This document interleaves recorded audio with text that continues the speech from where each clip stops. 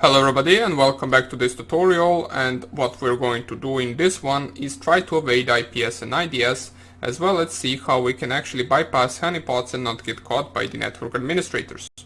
What we did in the previous tutorial is we saw how we can actually bypass a firewall with different Nmap options, and actually most of the things that apply to firewalls also applied to evade IPS and IDS, such as for example fragmentation of packets, and the TCP window scan, but there is also one technique to bypass IDS by simply just delaying your scan.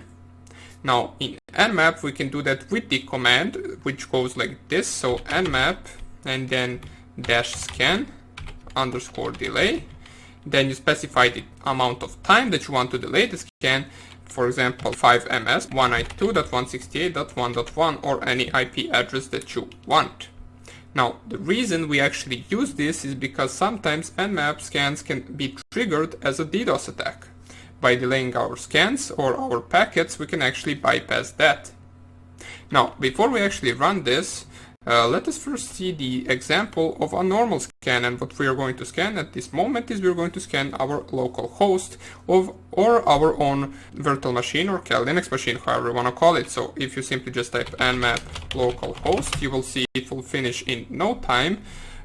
All 1000 scanned ports on localhost are closed, which doesn't really interest us at the moment. What we are interested in right here is this part, which says nmap done, one IP address scanned in 0.14 seconds.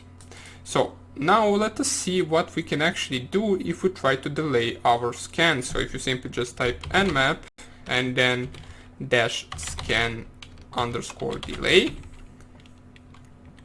5 ms and then localhost.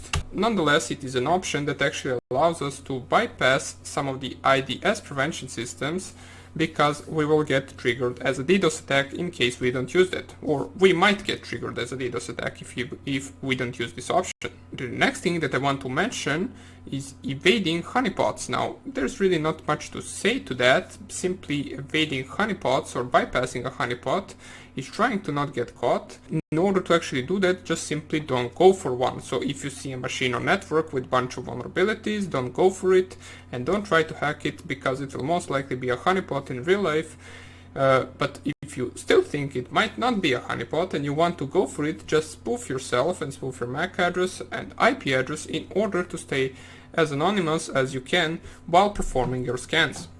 Okay, so basically that would be about it. As far as the IDS and IPS goes, you can use this option if it works or if it is supported by your Nmap, and you can also use all the other options that we mentioned in the previous video regarding the evasion of firewall. They will also work for IDS and IPS, and right now we can see some of the different options right here, such as for example -s. In order to actually spoof your source address, you can simply just use that one, but if you actually use this option specified, you need to specify -e as well, because you need to specify from which interface are you actually faking your IP address. In our case, if you simply just type ifconfig ETH0 interface or the Ethernet cable interface which is connected to the internet with this IP address, so you will need to specify with -e option the interface from which your connections will be going through.